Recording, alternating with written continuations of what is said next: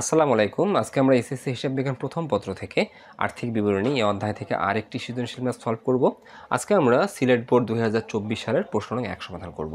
তাই চলো কথা না বাড়িয়ে আমরা প্রথমেই দেখে নেব আমাদের প্রশ্নের রেওয়া মিলে কী দেওয়া আছে। আমরা দেখতেছি লেখা আছে সাহা ট্রেডার্সের রেওয়া মিল নিম্নে প্রদত্ত হলো। আমরা জানি একটা ব্যবসায় প্রতিষ্ঠান হিসাবকাল শেষে খতিয়ানের সমাপনী জের দ্বারা হিসাবের গাণিতিক শুদ্ধতা যাচাই করার জন্য রেওয়া মিল প্রস্তুত করে থাকে। সাহা ট্রেডার্স তার বাইরে না, সাহা ট্রেডার্স কী করছে, হিসাবকালের শেষের দিনে খতিয়ানের সমাপনী জের দ্বারা আমাদের প্রশ্নে প্রদত্ত রেওয়া মিলটি প্রস্তুত করেছে। আমরা চিরন্তন সত্য জানি রেওয়া মিলে, বিশেষ করে যদি এক মালিকানা কারবারের রেওয়া মিলে ডেবিট দিকে যে দফাগুলো থাকে সেগুলা সম্পদ ব্যয় উত্তোলন এবং ক্রেডিট দিকে যে দফাগুলো থাকে এগুলো আয় দায় মূলধন। তাহলে আমাদের প্রশ্নের ডেবিট দিকে যে দফাগুলো আছে 25,000, 95,000, 30,000 এই যে দফাগুলো আছে আমরা পড়ছি না, এই দফাগুলা সম্পদ ব্যয় উত্তোলন এবং ক্রেডিট দিকে যে দফাগুলো আছে এগুলো আয় দায় মূলধন। কেন? যেহেতু এটা এক মালিকানা কারবারের আর্থিক বিবরণী, অর্থাৎ হিসাব বিজ্ঞান প্রথম পত্রের আর্থিক বিবরণী। হিসাব বিজ্ঞান প্রথম পত্রের আর্থিক বিবরণীতে আমরা মূলত এক মালিকানা কারবারের আর্থিক বিবরণী প্রস্তুত করে থাকি। ওকে, এখন আমরা এই প্রশ্ন সহজে উত্তর করার জন্য বা বেসিক সহ উত্তর করার জন্য আমরা সমন্বয়গুলো পড়ে নেব। আমরা দেখি সমন্বয়ে কী বলা আছে। অন্যান্য তথ্যাবলী: বিনামূল্যে পণ্য বিতরণ 5,200 টাকা, ধারে পণ্য ক্রয় হিসাবভুক্ত হয়নি 6,000 টাকা, মালিক কর্তৃক পণ্য উত্তোলন 3,000 টাকা, অপরিশোধিত ভাড়ার পরিমাণ 2,500 টাকা, সমাপনী মজুত পণ্য 50,000 টাকা। এই সমন্বয়গুলো আমরা পড়ে নিলাম। এখন সমন্বয় মানে কি? সমন্বয় মানে হচ্ছে কোনো না কোনোভাবে এই লেনদেনগুলো রেওয়া মিলে লিপিবদ্ধকরণে বাদ পড়ে গেছে। রেওয়া মিল মানে এই হিসাবগুলো অলরেডি হিসাবের বইতে লিপিবদ্ধ হয়েছে। আমরা যখন আর্থিক বিবরণী প্রস্তুত করব, রেওয়া মিলের কাজ একবার, যেখানে যাবে একবার কাজ হবে, আর সমন্বয়ের কাজ 2 বা ততোধিকবার। তোমরা একটু জেনে রাখবা। ওকে, আমরা রেওয়া মিল এবং সমন্বয় দুটো মিলে আমরা আর্থিক বিবরণী অধ্যায় থেকে সৃজনশীল প্রশ্নের উত্তর করব। আমরা আমাদের প্রশ্নে দেখতেছি কয়ে বলছে নিট ক্রয়ের পরিমাণ নির্ণয় করো। নিট ক্রয়ের পরিমাণ আমাকে নির্ণয় করতে বলছে। আমরা নিট ক্রয়ের পরিমাণ নির্ণয়ের লক্ষ্যে আমরা খাতায় লিখব, আসলে আমরা করতেছি 1 নং প্রশ্নের সমাধান। আমরা লিখব খাতায় 1 নং প্রশ্নের সমাধান, লিখব ক নিট ক্রয়ের পরিমাণ নির্ণয়। নিট ক্রয়ের পরিমাণ নির্ণয়ের জন্য আমাদের রেওয়া মিলে যে ক্রয়টা আছে সেটা আগে দেখব। রেওয়া মিলে ক্রয় আমাদের 95,000 টাকা আছে, তাহলে আমরা লিখব নিট ক্রয়ের পরিমাণ নির্ণয়, লিখে লিখব বিবরণ টাকা। রেওয়া মিল থেকে লিখব ক্রয়, আমরা রেওয়া মিলে ক্রয় দেখতেছি 95,000 টাকা। তার মানে কি, আমরা এই বছরে মোট 95,000 টাকার পণ্য ক্রয় করছি সারা বছর মিলে। এখন 95,000 টাকার পণ্য ক্রয় করার পর আমরা নিম্নমানের জন্য ক্রয়কৃত পণ্য ফেরত দিতে পারি। আমরা ক্রয় করার পর কারবারি বাট্টা অর্থাৎ ক্রয় বাট্টা পেতে পারি।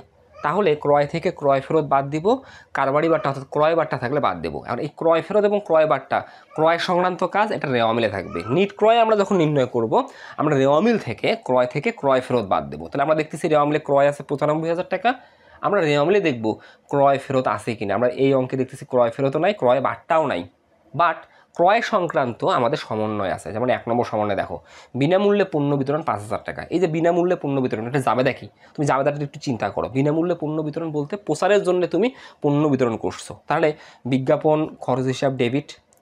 কি বিতরণ করছো? পণ্য। হিসাব বিজ্ঞানে পণ্য বলতে আসলে কোনো হিসাবের নাম নাই। আমি যদি আমাদের যে এসএসসি সিলেবাস আছে, আমরা কালান্তিক মজুদ পদ্ধতিতে আসলে হিসাবগুলো হিসাবের বইতে লিপিবদ্ধ করি। কালান্তিক মজুদ পদ্ধতিতে পণ্য বলতে নাথিং, পণ্য থাকলেই ক্রয় হবে অথবা বিক্রয় হবে। এখন বিনামূল্যে পণ্য বিতরণ, আমি যে পণ্য বিতরণ করছি, আমি কি বিক্রয়কৃত পণ্য বিতরণ করতে পারবো? না, আমি ক্রয়কৃত পণ্য বিতরণ করছি। তাহলে আমরা এই বছরে বিক্রি করার জন্য পণ্য কিনছি 95,000 টাকা। এখান থেকে আমরা বিনামূল্যে বিতরণ করছি কত টাকা? 5,200 টাকা। তাহলে আমরা যদি বিনামূল্যে বিতরণ করি তাহলে আমার ক্রয়কৃত পণ্য কমে যাবে। তাহলে আমি বিয়োগ করবো মাইনাস পণ্য বিতরণ 5,200 টাকা। তাহলে 95,000 টাকা থেকে আমি যে 5,200 টাকা বিয়োগ করি তাহলে আমার কাছে এখন 89,800 টাকার ক্রয়কৃত পণ্য বিক্রয় করার জন্য অবশিষ্ট আছে। তারপরে আমরা সমন্বয়ে দেখতেছি 2 আছে, ধারে পণ্য ক্রয় হিসাবভুক্ত হয়নি 6,000 টাকা। এটা যদি সমন্বয় থাকে ক্রয় হিসাবভুক্ত হয় নাই বা ধারে ক্রয়, এটা মানে আসলে হিসাবভুক্ত হয়নি। কারণ সমন্বয় মানে কি? সমন্বয় মানে হচ্ছে যে লেনদেনটা হিসাবভুক্তকরণে বাদ পড়ে গেছে। তার মানে এটা সমন্বয়ে যে লেনদেনগুলি থাক না কেন এগুলো কোনো না কোনোভাবে হিসাবভুক্তকরণে বাদ পড়ে গেছে। তাহলে ধারে পণ্য ক্রয় হিসাবভুক্ত হয়নি, এই লেখাটা লেখা থাক বা না থাক, ধারে পণ্য ক্রয় মানেই এটা অলিখিত ক্রয়। তাহলে আমরা এই বছরে আরও 6,000 টাকার পণ্য ক্রয় করছি, এটা নগদে না বাকিতে নট এ ম্যাটার, এটা সমন্বয় আছে মানে হিসাবভুক্ত হয়নি। তাহলে ধারে পণ্য ক্রয় করছি কত টাকা? 6,000 টাকা।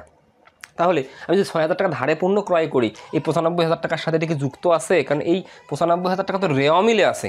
রেওয়া মিলে মানে কি? এটা লিখিত ক্রয়।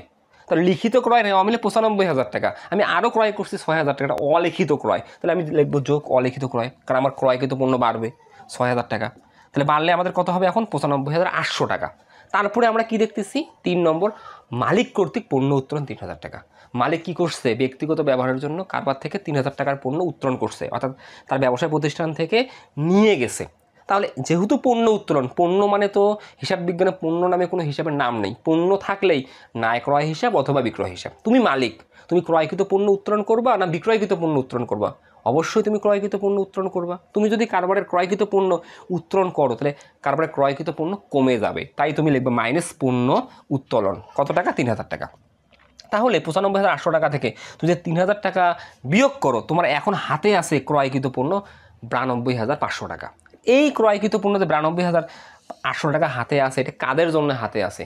কাস্টমারদের জন্য হাতে আছে। তার মানে তুমি এই 92,800 টাকা থেকে তোমাদের দোকানে যে যে কাস্টমার আসবে তার কাছে পণ্য বিক্রয় করবা। তাহলে আমি আবার একটু রিভাইজ দিই, আমরা এই বছরে দেখতেছি আমাদের রেওয়া মিলে ক্রয়কৃত পণ্য আছে 95,000 টাকা, অর্থাৎ রেওয়া মিলে ক্রয় আছে 95,000 টাকা, এটা মোট ক্রয়।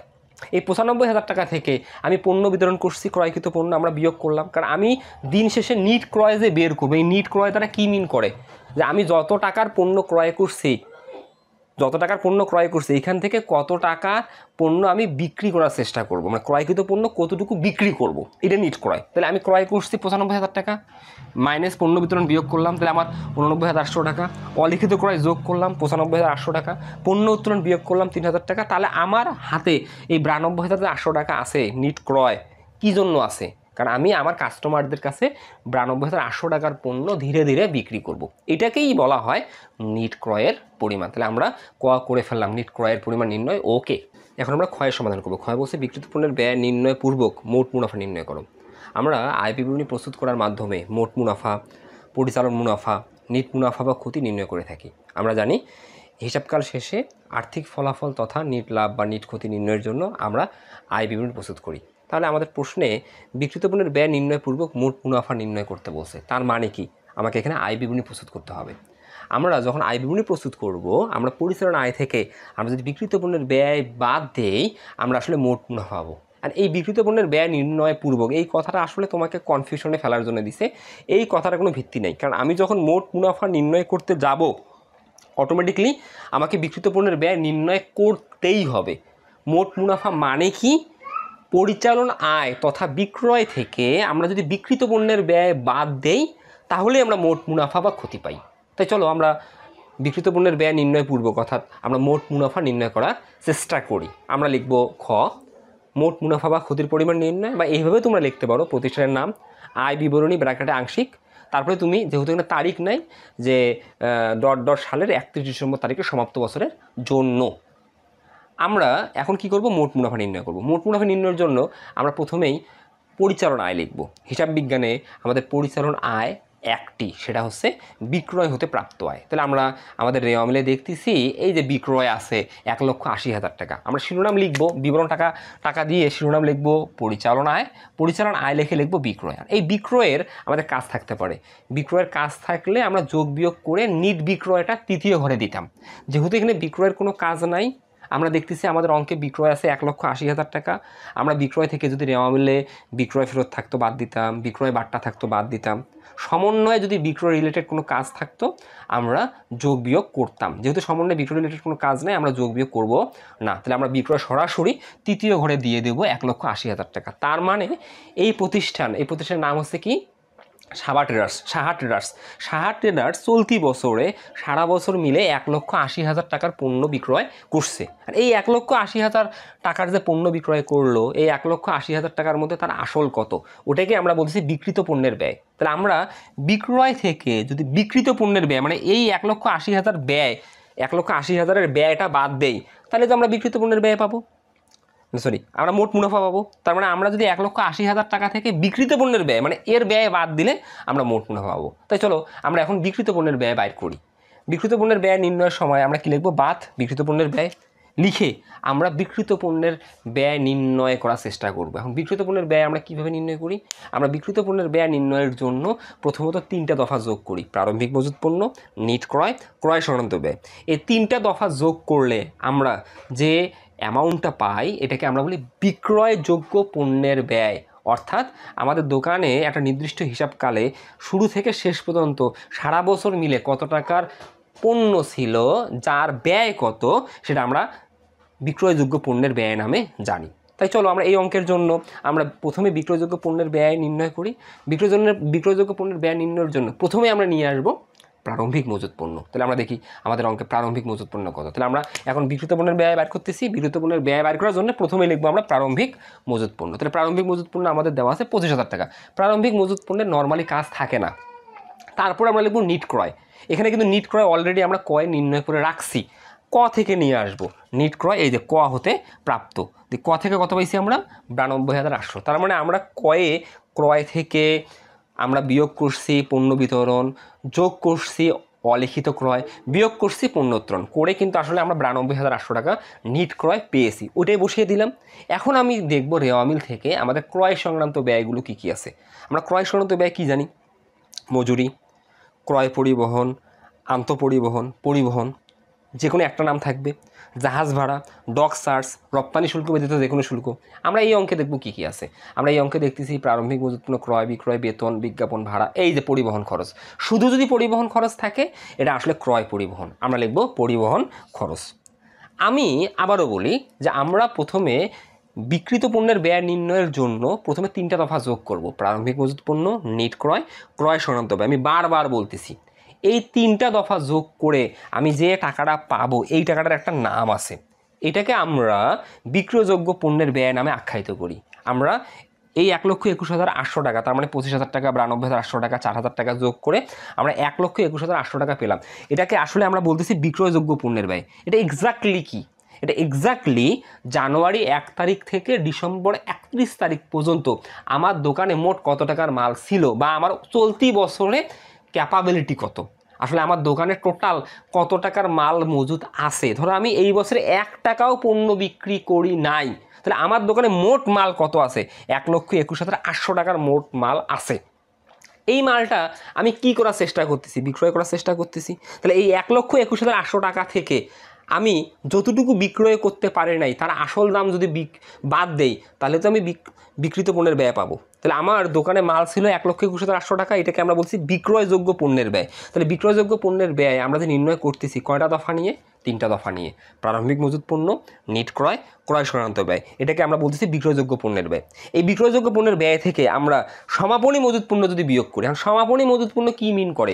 এই যে আমরা 1,21,800 টাকার যে মাল দেখতেছি সারা বছর আমার দোকানের মাল, এই 1,21,800 টাকার মালের মধ্যে কত টাকার মাল আমার অবিকৃত আছে চলতি বছরে, আমি বিক্রি করতে পারি নাই, আমি 50,000 টাকার মাল বিক্রি করতে পারি নাই। তাহলে আমি বিক্রয়যোগ্য পণ্যের ব্যয় থেকে আমি যতটুকু বিক্রি করতে পারি নাই তার আসল দাম যদি বিয়োগ করি, তাহলেই তো আমি বিক্রিত পণ্যের ব্যয় পাবো। তাহলে আমি সমাপনী মজুত পণ্য বিয়োগ করবো 50,000 টাকা। তাহলে আমি যদি 1,21,800 টাকা থেকে 50,000 টাকা বিয়োগ করি, এই যে আমরা 71,800 টাকা পেয়েছি। এই 71,800 টাকা মানে কি? এই বছরের বিক্রিত পণ্যের ব্যয়। এটা হচ্ছে আমাদের মোট ব্যয়। সমাপনী মানে যেটা বিক্রি করতে পারি নাই, তাহলে এটা বিক্রিত পণ্যের ব্যয়।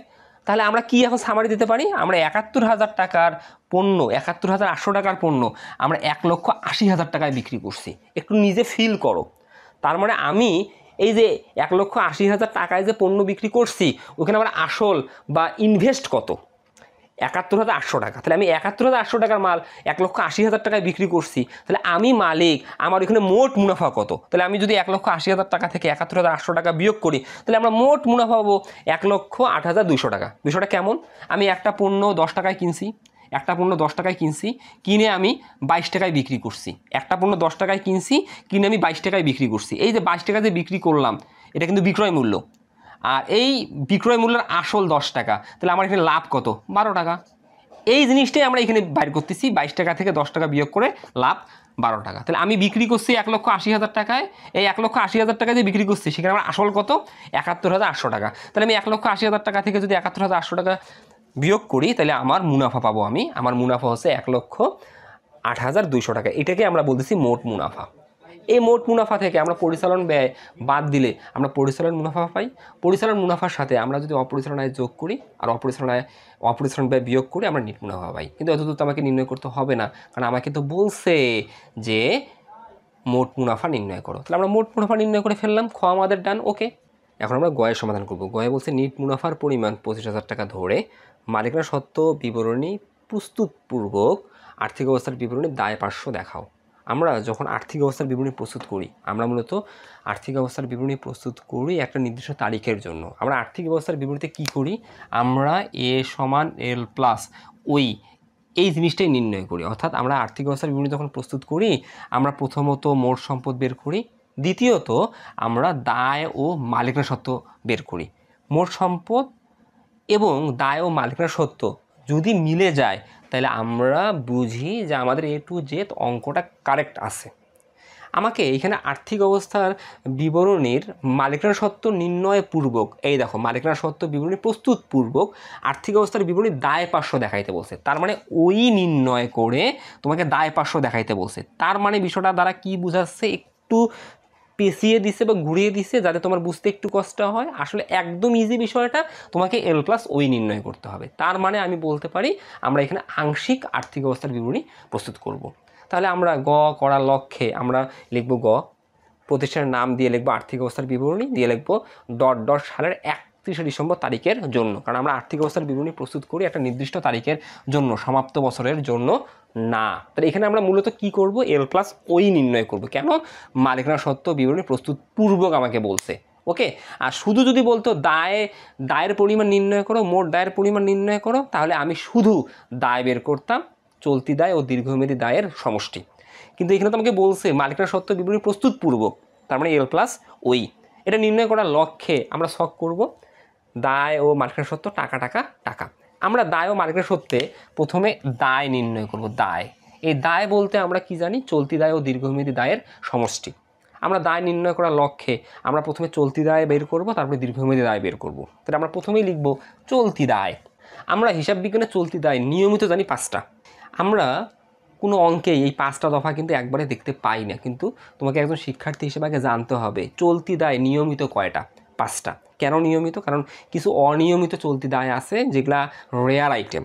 আমাদের 5টা যে চলতি দায় আছে, এই 5টার মধ্যে 1 ব্যাংক জমাতিরিক্ত, 2 প্রদেয় বিল বা প্রদেয় নোট, 3 প্রদেয় হিসাব, 4 বকেয়া ব্যয়, 5 অগ্রিম আয় বা অনুপার্জিত আয়। আগে তোমাকে জানতে হবে। তাহলে আমরা একে একে এই 5টার মধ্যে রেওয়ামিলে দেখবো প্রথমে ব্যাংক জমাতিরিক্ত আছে কিনা। আমরা দেখি প্রশ্নে চেক করি একটি ব্যাংক জমাতিরিক্ত রেওয়ামিলে আছে কিনা। দায় মানে কিন্তু আমাদের রেওয়ামিলের ক্রেডিট দিকে আছে, কারণ আমি শুরুতেই তোমাকে বলছি চিরন্তন সত্য, দায় আয় মূলধন ক্রেডিট দিকে থাকে। তাহলে আমি দেখি আমাদের ব্যাংক জমাতিরিক্ত আছে কিনা। আমাদের এই অঙ্কে ব্যাংক জমাতিরিক্ত নাই, বাতিল। তারপরে দেখব 2 নম্বর প্রদেয় নোট বা প্রদেয় বিল আছে কিনা। এই অঙ্কে প্রদেয় নোট বা প্রদেয় বিলও নাই, বাতিল। প্রদেয় হিসাব আছে, 3 নম্বর দফাটা আছে, এই যে প্রদেয় হিসাব। আমরা প্রদেয় হিসাব লিখবো, এটার কাজ আছে। প্রদেয় হিসাব লিখে আমরা প্রথম ঘরে লিখবো 50,000 টাকা। কেন প্রথম ঘরে লিখলাম, প্রদেয় হিসাবের কাজ আছে তাই। কাজটা কি আছে, এই দেখো 2 নম্বর সমন্বয়, ধারে পণ্য ক্রয় হিসাবভুক্ত হয়নি 6,000 টাকা। ধারে পণ্য ক্রয় হিসাবভুক্ত হয়নি, এটা যাবে দেখি ক্রয় হিসাব ডেবিট, প্রদেয় হিসাব ক্রেডিট। তাহলে আমি 6,000 টাকার পণ্য বাকিতে ক্রয় করছি, এটা হিসাবের বইতে লিখি নেই। কোথায় কোথায় লিখি নেই, ক্রয়ের সাথে আমরা যোগ করি নেই, প্রদেয় হিসাবের সাথে যোগ করি নেই। তাহলে আমরা যখন আয় বিবরণী প্রস্তুত করছি, বিক্রিত পণ্যের ব্যয়ে আমরা ক্রয়ের সাথে 6,000 টাকা অলিখিত ক্রয় যোগ করছি। আমি যখন আর্থিক অবস্থার বিবরণী প্রস্তুত করব, আমরা চলতি দায়ে প্রদেয় হিসাবের সাথে অলিখিত ক্রয় যোগ করব। এই হচ্ছে 2বার কাজ। আর আমি আগেই বলছি রেওয়ামিলের কাজ 1বার, সমন্বয়ের কাজ 2বার, ততোধিকবার। তাহলে এই যে ধারে ক্রয় যে সমন্বয় আছে, এর 2বার কাজ কোথায় কোথায় করবা, একবার ক্রয়ের সাথে অলিখিত ক্রয় যোগ করবা, আরেকবার প্রদেয় হিসাবের সাথে অলিখিত ক্রয় যোগ করবা। 2 জায়গাতেই যোগ হবে, কারণ 2 জায়গাতেই বাড়বে। তাই আমি লিখবো প্রদেয় হিসাব যোগ অলিখিত ক্রয় 6,000। তাহলে এখন আমাদের আসলে নিট প্রদেয় হিসাব কত, আসলে নিট প্রদেয় হিসাব 56,000 টাকা। এটা 3 নম্বর দফা হিসেবে লিখলাম। 4 নম্বর দফা হিসেবে লিখবো আমরা বকেয়া ব্যয়। আমরা দেখবো বকেয়া ব্যয় রেওয়ামিলে আছে না সমন্বয় আছে। বকেয়া ব্যয় রেওয়ামিলেও থাকতে পারে, রেওয়ামিলে কোনো ব্যয় বকেয়া নেই, কিন্তু সমন্বয় আছে। সমন্বয় নম্বর 4, অপরিশোধিত ভাড়ার পরিমাণ 2,500 টাকা। আমরা যে রুমে ব্যবসা করি, ওই রুমের ঘর মালিককে আমরা এই বছর 2,000 টাকার ভাড়া পরিশোধ করিনি। তার মানে ঘর মালিক আমার কাছে ভাড়া বাবদ 2,500 টাকা পাওনা আছে বা পাবে, এটা আমাদের চলতি দায়। লিখবো বকেয়া ভাড়া, লিখবো 2,500 টাকা।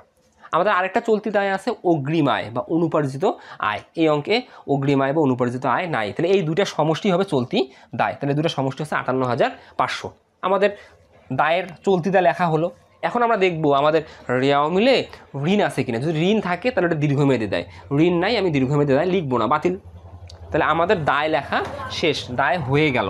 এখন মালিকানা সত্ত্ব আমরা লিখবো। মালিকানা সত্ত্ব মালিকানা সত্ত্ব বিবরণী দেখছো, আমাকে বলছে কি মালিকানা সত্ত্ব বিবরণী, দেখো মালিকানা সত্ত্ব বিবরণী প্রস্তুতপূর্বক। আসলে মালিকানা সত্ত্বটা আমরা ভিতরেই দেখাবো, কোনো সমস্যা নেই, ভিতরেই দেখাবো। তাহলে মালিকানা সত্ত্ব, মালিকানা সত্ত্ব কি মিন করে? মালিকানা সত্ত্ব মিন করে, ধরো আমাদের মৌলিক হিসাব সমীকরণটা কি, এ সমান এল প্লাস ওই। এই যে ওই মানে তো মালিকানা সত্ত্ব, এটা দ্বারা কি বোঝায়? এই যে আমাদের কারবারে যে মোট সম্পদ আছে, এই সম্পদের উপর আমি মালিক, আমার অধিকার কত বা আমার দাবি কত। তার মানে আমার প্রতিষ্ঠানে, আমার ব্যবসায় প্রতিষ্ঠানে আমার অংশ বা আমার সত্ত্ব কত টাকা আছে, এটাই মালিকানা সত্ত্ব মিন করে। মালিকানা সত্ত্ব নির্ণয়ের জন্য বা আমার অংশ নির্ণয়ের জন্য আমি কি করব, আমার শুরুতে কত টাকা মূলধন ছিল, কারণ আমার প্রতিষ্ঠানে কত টাকা আছে এটা তো আসলে রিপ্রেজেন্ট করে মূলধন, রিপ্রেজেন্ট করে মূলধন। তাহলে আমাদের এই হিসাবকালের শুরুতে আমার প্রতিষ্ঠানে আমি মালিক, আমার কত টাকা ছিল, তারপরে এটাকে আমার প্রারম্ভিক মূলধন বলতেছি। আমাদের নেওয়া মিলে আছে, এই দেখো মূলধন, এই যে মূলধন 1,70,000 টাকা আমাদের প্রারম্ভিক মূলধন, এই লিখবো আমাদের প্রারম্ভিক মূলধন হিসাবকালের শুরুতে 1,70,000 টাকা। এখন এই যে 1,70,000 টাকা মূলধন নিয়ে যে হিসাবকালটা শুরু হলো, সারা বছর আমি ব্যবসা করলাম, ব্যবসা করার ফলে আয় থেকে ব্যয় বাদ দিয়ে আমার লাভ প্রশ্নানুসারে, এই যে আমার গয়ে বলছে নিট মুনাফা 25,000 টাকা ধরে, তাহলে নিট লাভ টাকার আমি মালিক আমার, আমি সারা বছর যে ব্যবসা করলাম, ব্যবসা করে আমার যে আয় হয়েছে, আয় থেকে ব্যয় বাদ দেওয়ার পর আমার লাভ কত টাকা আছে, 25,000 টাকা। এই 25,000 টাকা লাভের জন্য আমার মূলধন বাড়বে, আমরা তাই লিখবো যোগ নিট লাভ। মুনাফা হলে, ক্ষতি হলে আমি লিখবো মাইনাস নিট ক্ষতি। তাহলে আমি দেখবো যোগ নিট মুনাফা বা লাভ, একই কথা প্রশ্ন মতে, তোমার প্রশ্নে দেওয়া আছে কত টাকা, 25,000 টাকা। তাহলে এখন আমার সত্ত্ব কত, 1,95,000 টাকা। এই 1,95,000 টাকা থেকে আমি মালিক, আমি ব্যক্তিগত প্রয়োজনে উত্তোলন করছি, রেওয়া মিলে আছে, এই দেখো উত্তোলন 8,000 টাকা। তাহলে আমি যেটা উত্তোলন করছি আমার মূলধনকে কমাবে, এই যে মাইনাস উত্তোলন 8,000 টাকা। তাহলে আমি 1,95,000 টাকা থেকে যদি 8,000 টাকা উত্তোলন করি, আমার কত টাকা আছে, 1,87,000 টাকা।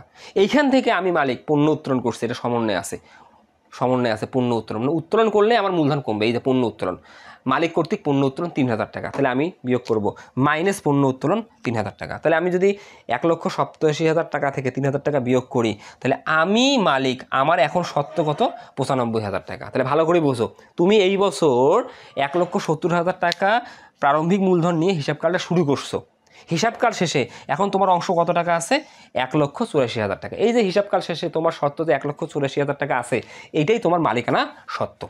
তাহলে তোমার কারবারের দায় 58,500 টাকা, মালিকানা সত্ত্ব 1,84,000 টাকা। তাহলে তুমি যদি দায় আর মালিকানা সত্ত্ব যোগ করো, তাহলে তুমি পাবা 2,42,500 টাকা। এটাই হচ্ছে মোট দায় ও মালিকানা সত্ত্বের পরিমাণ। তাহলে আমরা খুব সহজে করে ফেললাম। তাহলে আজকে এই পর্যন্ত, তোমরা ভালো থাকবে, সুস্থ থাকবে, আল্লাহ হাফেজ, আসসালামু আলাইকুম সবাইকে।